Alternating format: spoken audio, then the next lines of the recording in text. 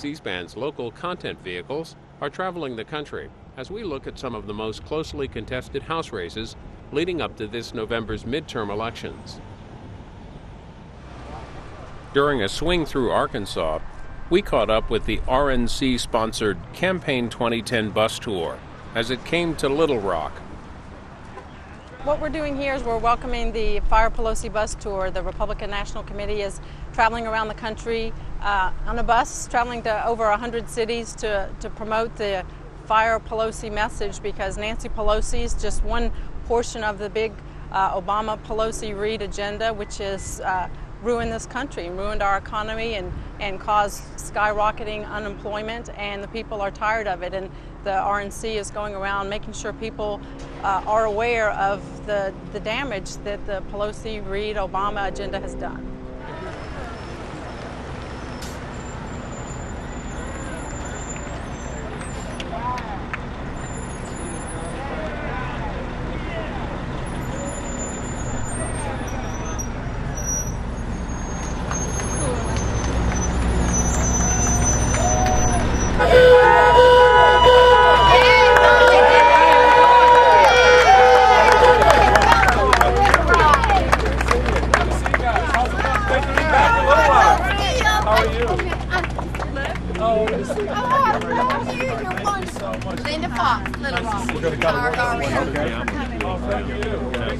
We got a great team. We're here to celebrate. How you doing? Oh, yes.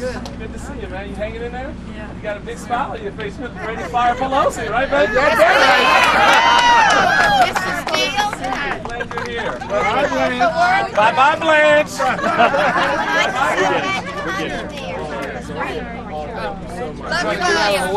Great class. It's a great class. I love it. Good to see everybody.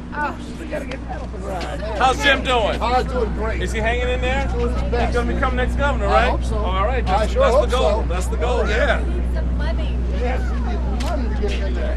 How's everybody doing? Tim, how are you, sir? I'm well. Doing very well. Saw you when you were here at Philander Smith. Oh, yeah. Yeah. Great job. How's it going, man? Hey. Good. Hey, I'm Rachel. Good. Rachel. So he said Good to see you. Good to see you, Democrat. Good to see you. You doing all right? Excellent. That's good to be back with you. I know you're behaving, right? That makes one of us. Right, exactly. Good to meet you, Mr. That's good to see you. You doing okay? Yeah, very well. Good to Excellent. have you here. Excellent. Good to be with you. How's it going, buddy? Staying out of trouble? Yes, sir. I love it. Going to get a little action going on here for the elections. I hope so. All right. Appreciate your effort. Appreciate your effort. How's everybody doing? Good. Good to see you. Very nice to see you. Oh, good to be here. How are you? Oh, yeah. How's she doing? Good, she's doing Good, great. good. We need her support. So Oh, we're glad yeah. you're here. Absolutely. She's in a parade. Give her my She best. was in a parade. No, that's Couldn't not. be here. Please give her my Sorry. best. I know how that is. So, Okay. you know, really, I hope she's doing well. Yes, Thank she you. is. Thank you. Welcome to Arkansas. Great to be back. How's it going? Good, great. Good. Thanks so much. Hey, man, how's it going? All right. Good to see you. Tonight I represent proud Arkansans all around our state, and conservative leaders and conservative Republicans everywhere in welcoming to Arkansas. And I want you to give him a rousing Arkansas welcome. The chairman of the Republican National Committee, would you welcome Chairman Michael Steele?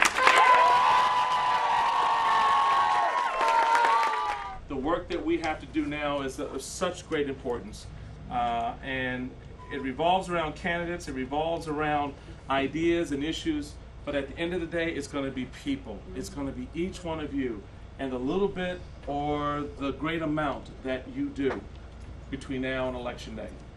The reason we're on this bus, the reason we're out here turning this storm up, and we want to make sure that people are engaged and they're listening, is because we've heard a great cry from the American people. And the cry is simply enough. Enough. I mean, at what point do you figure $13 trillion of debt is too much?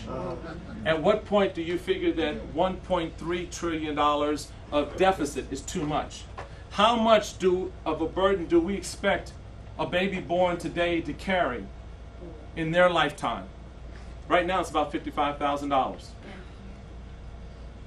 That's what we're talking about. That's what this fight that you're engaged in is about. Thank you all very much. God bless. Let's get to work. Let's get to work. got very animated talking about you're tired of nitpicking and backbiting. Are you worried that that's going to spoil any gains, or it might prevent any gains y'all could make? Let me be clear.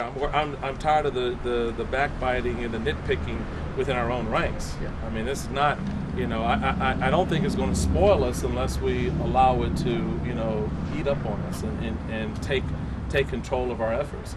The focus is for me right now, whether you're talking in Delaware or anywhere else in the country, we have nominees who are in very competitive races, who stand a very good chance of winning.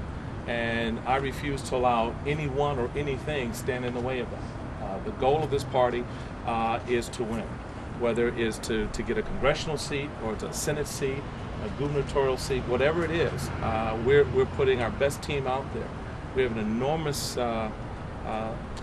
group of candidates who are running. I mean, if you think about it, a year ago, I couldn't even find someone to say they were a Republican, let alone run as one. So we have come a long way, and I'm just not happy with those who want to sit back and find reasons and faults for our candidates. No one's perfect, and no one's claimed to be. All they're trying to do is put their best foot forward in a primary, be as competitive as they can, and the people get to decide who wins, not some group of folks sitting in an ivory tower in D.C. or elsewhere picking and choosing winners. So my view of it is, and my words have been, stop it. Let's focus on winning. Let's focus on supporting those who've been nominated, and then we can worry about all that other stuff later. Who specifically do you blame for the infighting backbiting? I blame anyone who's out there complaining. I blame anyone who's out there, nitpicking. I'm not getting the business. That gets me on the slippery slope that I'm trying to avoid people getting on. So everybody knows who they are. You read them, you know who they are. So the reality of it is, let's focus on, as a party, for the first time since 2004, we're winning. We're in a position to win. And it's taken a lot of work by this chairman, the Republican National Committee under my leadership, our national committee men and chairmen and leaders around the country to get us to this point. And so that's our mission, that's our focus at the end of the day. Let's be very clear. Let's be very clear. In Arkansas, conservatives are unified, whether they're conservative Republicans, conservative Tea Partiers, or conservative Democrats. They won't change in Washington, D.C. Absolutely. And we are unified. I thought about, do we have enough money to keep this ICC? Oh my gosh, yes. What, you heard otherwise? The New York Times had a story today saying that. I don't know. Does New York Times done an audit of the RNC? I don't have to account to the RNC to the New York Times. We will have more than enough money, trust me. But keep in mind, we've done things a little different too. We didn't play by the old rules where you sit there and you stockpile all the cash so we could present to the New York Times and the press a big cash on hand and start spending money in late August and early September. We invested over $20 million starting late last fall and early this year into victory centers like this. So I took the risk of saying, look, we're going to get a hit. People will look at the cash on hand and go, oh my gosh, you have no money. Well, I've already invested. We've contacted 15 million voters because we spent the money not 2 weeks ago, but 10 months ago. And that's a big difference between winning and losing. Now, you can go the old school way if you want and put all the money in a basket and let it sit there and then, brag to people, look how much money we have, but you're not helping get the candidates in this state elected. You're not organizing the volunteers that you need to organize. And so while, the folks in Washington want to appease those who track those things, I decided to do it a little differently. I have the faith and trust in the leadership in the state to say, here's what you need for victory, spend it, put it to work, put it on the streets. The Democrats are running around bragging about contacting 400,000 voters. Really? Call me when you get to 1 million, because we're already at 15 million. So those monies have been invested long before now. And I'm very proud of that. And we will have more than enough to carry us through November and to make sure that we turn out our vote and get our voters to the polls because we've made those investments. All right, well, I want to take you inside and let you see how, how the brain trust really works here, right? Come on in. Welcome to our little Fire Pelosi haven. It's a real pleasure to have you guys come apart and come aboard and be a part of this. You know? What's the idea behind the bus? Well, you know, it just really started from my conversations over the past year or so out around the country. You listen to people, and they're saying no one's listening to us, and they're taking, you know, they'll give you a message. Would you tell so-and-so this? Would you tell a congressman that? And so I decided, you know, working with our team, you know, we need to go back out and be, you know, just a bold representation of the frustration of the American people, their desire to bring about their kind of change. And so a colleague of mine said, you know what, we just need to put you on a bus and send you across America, and boom, here we are. So this is, you know, one step of many steps that we've been taking this year to try to re-engage with the voters, bring some new ideas to the table, and to really showcase our candidates. We have such an incredible talent of candidates this year, and it's exciting to see them. You know, last year watching a Bob McDonnell and a Chris Christie emerge and become the kind of governors that they are, knowing them, you know, before that moment, it's just tremendous to see how their leadership just really takes off. And watch what happens after this November with the crew that we have coming at the local level and nationally. Now, how have you? How'd you decide on where you were going to be taking the bus? Well, you know, once we decided, okay, Chairman, you're going to go on all 48 contiguous states. The question was, what route to take? Do we go south first or do we go north first? And you know, Neil Alpert and Angela Saylor, who are part of the management team for the bus, kind of put it all together and just started mapping it. But most importantly, and this was really kind of the fun part, was once we decided to do it, we called up the state parties and said, all right, the chairman's coming to your state around this time on this date. What do you want him to do? The bus is here for them. This is really a working office. Normally we have, and you can see we have computers, we've got printers, we're wired, wireless, and it's a great workspace. We've got our press shop, which is right here. This is the press shop. This is our media shop right here. This right here is this is the sort of the grilling pad here. You know, we get a chance to. This is when the staff acts up. I really kind of grill down. No, really, our guests will come on, and you know, we've got the captain's chairs, and you know, for the lieutenant governor who was in the chair earlier today, and he and I got chat a little bit, and the response we're getting.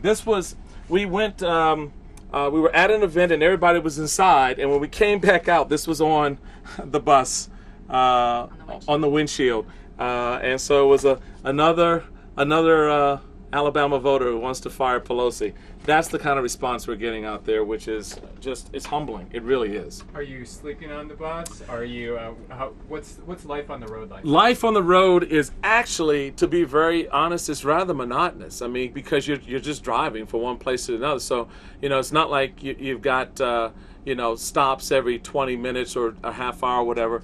I mean, you really have long stretches. So that part of it you kind of get used to, but it also affords you a chance to work. That's really when we do a lot of the work. A lot of the emailing and phone calls and things like that, because the business of the RNC is going on. You know, just because I'm out here, I've got, you know, my files and stuff that I need, and I'm in constant communication with the chairman around the country on issues pertaining to their states. But we do, you know, everybody will nap, you know, you fall asleep, take a break, particularly after a long day. We've had several days where we've had 6 or 7 events back to back. So that's going to be a little bit draining, so you kind of come and you crash a little bit as you're driving to the next city overnight, which is a lot of fun. But it's relaxing, I must admit. It's a great space to work in, and at the end of it, we'll be done, and we'll get off the bus, and voters vote, and you hope you've accomplished the mission, you know? Now, as far as the day-to-day business of the RNC, with the pledge to America today that the House leaders came up with, is that something that's going to be a strictly House strategy, or is that policy that's going to be going across the entire? It's policy that will go across the entire breadth of the party. In fact, you know, I mentioned it tonight to our group here, you know, to remind them that we now have a legislative agenda that's been set out by our legislative leadership. And I think it's a very important agenda for us to now to strike with the American people. You know, the Democrats have spent, you know, over a year, instead of investing in jobs, investing in the wealth creators in the country. They vilified them. They have not partnered with Republicans. They've called us the party of no. It's a great little tagline, but it's meaningless. It's meaningless because unemployment is still at 9.6%. The debt is $1.3 trillion and growing. The deficit, $13 trillion and growing. The deficit is $1.3 trillion. It's mind-boggling what hasn't been done. So the Republican Party has spent the year listening to America, going into small towns and large towns, and I think they've come out with a working agenda for when they become, hopefully, the leadership in the House and the Senate. They can move the country in a positive direction, investing in small businesses, lowering the taxes, getting the government regulations off the backs of the people, and the like.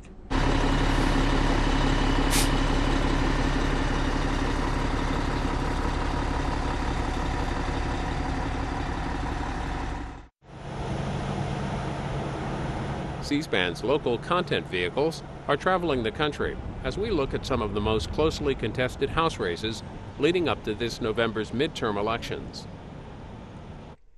For more information on what the local content vehicles are up to this election season, visit our website, cspan.org/LCV.